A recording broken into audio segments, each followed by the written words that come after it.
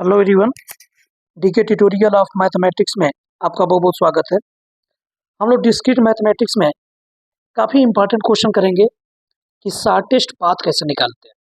कोई आलेख दिया हो तो उस आलेख में एक शीर्ष से दूसरे शीर्ष तक अगर जाना हो तो उसके बीच का न्यूनतम पाथ अगर निकालना हो तो कैसे निकालते हैं। ठीक है, यहाँ पे देखो क्वेश्चन है, एक क्वेश्चन द्वारा सीखते हैं।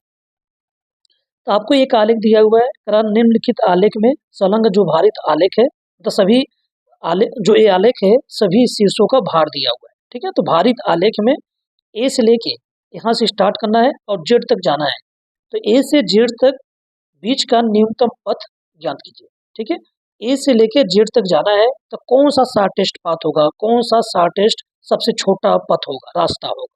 ठीक है, हमको सबसे छोटा से छोटा रास्ता निकालना है हमको जेड तक पहुंचने के लिए। ठीक है, तो अगर एक क्वेश्चन पक्का है कि क्वेश्चन 10 नंबर में आता है और हर साल क्वेश्चन पूछा जाता है आपसे, तो इसको अच्छे से समझना। ठीक है, इसी में समझाता हूँ, बड़े अच्छे से समझाऊंगा, आप देखना ध्यान से। तो आपको क्या करना है, देखो ध्यान से। मान लेता हूँ कि जो मेरा ग्राफ है जी, मतलब ग्राफ है जो आलेख है जी, उसमें क्या है, शीर्ष है और भुजाएं है।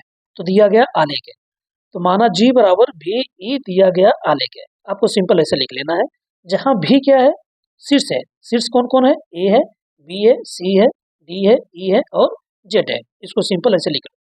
अब देखो स्टेप फर्स्ट में क्या करना है, चरण फर्स्ट में मान लेना है आपको, माना एक सेट मान लेना है समुच्चय P1 बराबर कहाँ से स्टार्ट करना है, ए से स्टार्ट करना है। तो इसको समुच्चय ए में इसे रख लेना ए। ठीक है, इसके बाद जो बच गए उनको T1 में रख लो, माना T1 बराबर B C D E Z.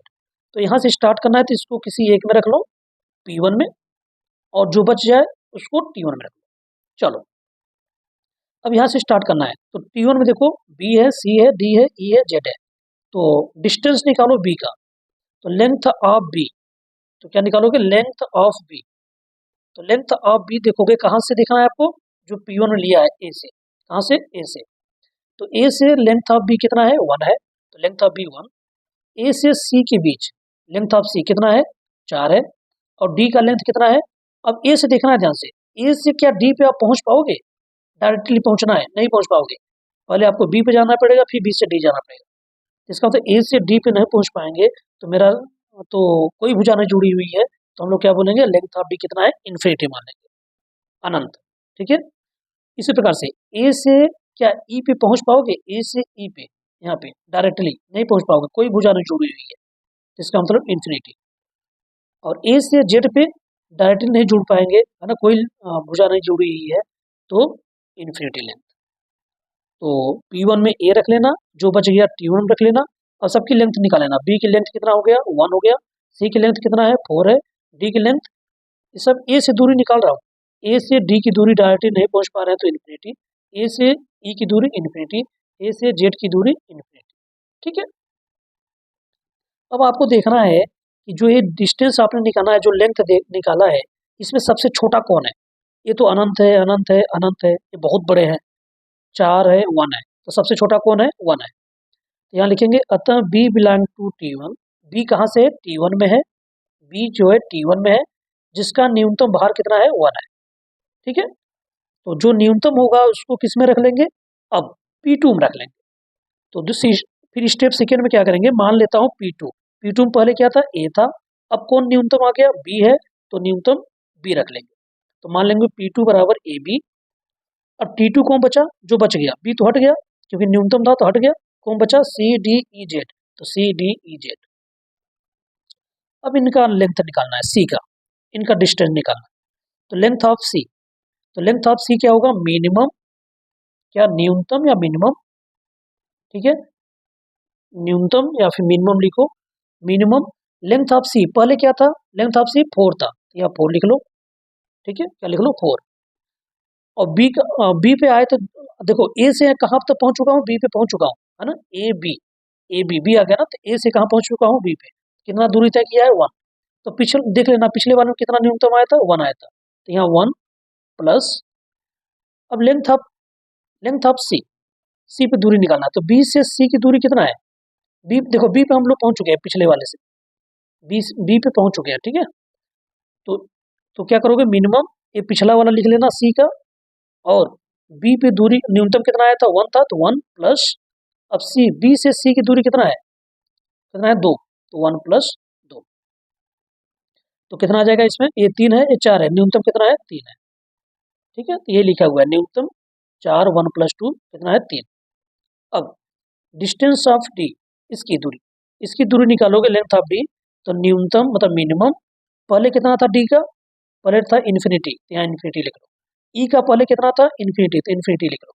पहले जेड का कितना था इन्फिनिटी, सब उतार लो, ठीक है, पिछला वाला, ये पिछला वाला है सबका।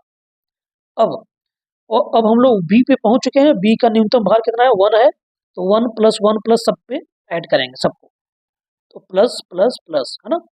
अब देखो बी से सी से कितनी थी 2 थी, बी से डी कितना है 7, तो 1 प्लस 7। बी से ई पे कितना है, बी से ई की दूरी 5, तो 1 प्लस 5। और बी से डी की दूरी क्या जुड़ा है, क्या कोई नहीं जुड़ा है, तो इन्फिनिटी, तो 1 प्लस इन्फिनिटी। तो 7 1 8, इसमें न्यूनतम 8 हो जाएगा, 5 1 6, 6 और इन्फिनिटी में कौन न्यूनतम है, 6 है। इन्फिनिटी में 1 जोड़ोगे तो इन्फिनिटी, ये भी इन्फिनिटी, तो न्यूनतम कौन होगा, दोनों इन्फिनिटी है तो इन्फिनिटी, छोटा इन्फिनिटी आएगा, बराबर है ना, तो इन्फिनिटी। तो इसमें देखोगे न्यूनतम कौन है, इसमें न्यूनतम 3 है, इसका मतलब वो कौन है, लेंथ ऑफ सी, तो न्यूनतम सी का कितना आ गया 3 आ गया। अब इस सी किस में चला जाएगा, इसमें, है ना, तो मान लेंगे, माना P3 बराबर ए बी सी, तो T3 में क्या बचेगा, सी चला गया तो डी ई जेड बचा, तो डी ई जेड। अब length of D, length of E, length of Z, तो लेंथ ऑफ डी निकालोगे तो न्यूनतम पहले कितना था डी का 8, वहां मत जाना, यहाँ देखना, डी का कितना था 8, तो 8, और ई का कितना था, ई का था 6, तो 6, जेड का कितना था इन्फिनिटी, तो इन्फिनिटी।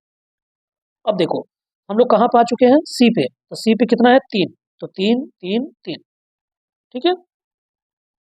अब 3 में देखो डी की दूरी, सी पे आ चुके हैं, सी से डी की दूरी, तो यहाँ देखोगे फिगर में सी से डी की दूरी क्या डायरेक्टली जुड़ा है, क्या नहीं जुड़ा है, तो इन्फिनिटी, तो यहाँ क्या करेंगे 3 प्लस इन्फिनिटी, तो ये इन्फिनिटी है, ये 8 है, तो कौन छोटा है 8 है।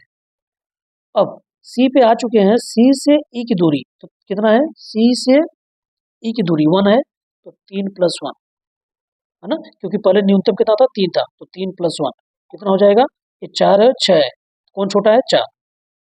अब लेंथ ऑफ जेड में न्यूनतम इन्फिनिटी, तो पहले कितना था न्यूनतम 3 प्लस, अब सी से जेड की दूरी ना, तो सी से जेड की दूरी कितना है, डायरेक्टली नहीं जुड़ा है तो इन्फिनिटी, तो 3 प्लस इन्फिनिटी, तो ए भी इन्फिनिटी, ए भी इन्फिनिटी, तो कितना हो गया इन्फिनिटी, है ना, बराबर है, तो इन्फिनिटी न्यूनतम होगा। अब इसमें छोटा कौन है 4 है, तो न्यूनतम 4, तो इसका मतलब किसका है, ई पे, ई का न्यूनतम वैल्यू 4 है। अब ई कहाँ चला जाएगा, इस वाले में चला जाएगा, तो मान लूंगा P4 बराबर ए बी सी ई, तो T4 में क्या बचेगा, डी और जेड, तो length of D, length of Z, तो लेंथ ऑफ डी निकालोगे तो क्या लिखोगे, न्यूनतम पहले कितना था लेंथ ऑफ डी का 8 था, तो यहाँ 8 लिखोगे, जेड का पहले कितना था इन्फिनिटी था, तो इन्फिनिटी लिखोगे। अब ई का न्यूनतम कितना आया है 4, तो यहाँ 4 यहाँ 4, ठीक है, तो प्लस प्लस। अब देखो कहाँ पा चुका हूँ ई पे, तो ई से डी की दूरी, तो ई से डी की दूरी कितना है 3 है, तो यहाँ लिखोगे 4 प्लस 3, और ई से जेड की दूरी, ई से जेड की दूरी कितना है 6 है, तो यहाँ क्या लिखोगे 4 प्लस 6, तो कितना आ जाएगा 7, ये 4 3 7 और ये 8, छोटा कितना है 7, ये कितना है 10 और इन्फिनिटी, तो 10 और अनंत में कौन छोटा है 10, इसका मतलब इसमें न्यूनतम कौन आया 7 आ गया। अब किसका है डी का है, इसका मतलब ये डी कहाँ चला जाएगा, इसमें चला जाएगा, तो मान लेंगे P5 बराबर ए बी सी ई और डी, तो T5 में कितना बचेगा, जेड बचेगा मात्र। तो लेंथ ऑफ जेड पहले कितना था 10 था, तो यहाँ 10 लिख लोगे। अब कहाँ पहुँच चुके थे डी पे, डी का न्यूनतम भार कितना आया है 7, यहाँ 7 लिखेंगे, प्लस डी पे आ चुके हैं, डी से जेड की दूरी 3 है, तो यहाँ लिखेंगे 7 प्लस 3, तो कितना हो गया 10, 10 ए बी, तो दोनों में छोटा कौन होगा, बराबर है तो 10 ही होगा। तो इसका मतलब हम लोग लास्ट लेंथ ऑफ जेड निकाल दिया। कहाँ से स्टार्ट किया था, ए से स्टार्ट किया था, कहाँ पे आ गया, जेड पे आ गया, और जेड की कितना आ गया 10। तो इसका मतलब ए से जेड तक न्यूनतम पथ की लंबाई कितना है, 10 है। और वो कौन सा पथ है, ए से बी, बी से सी, सी से ई, ई से डी। ए से बी से सी से डी, सी से ई से डी। अब डी के बाद कितना आ जाएंगे, जेड, है ना, जेड। तो ए से जेड पहुंच चुका, ठीक है। और कितना है टोटल लंबाई, 10।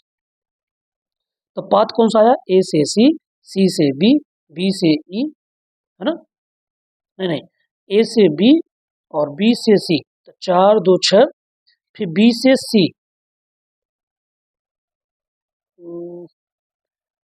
ए से बी, ए से बी, फिर बी से सी, तो 1 2 3, फिर सी से ई, 1 2 3 1 4, फिर ई से डी, 4 3 7, फिर डी से जेड, 7 3 10, ठीक है। तो ये रहा बात, ठीक है। तो इस क्वेश्चन को अच्छे से प्रैक्टिस कर लेना, आता रहता है, ठीक है। एक क्वेश्चन और करते हैं।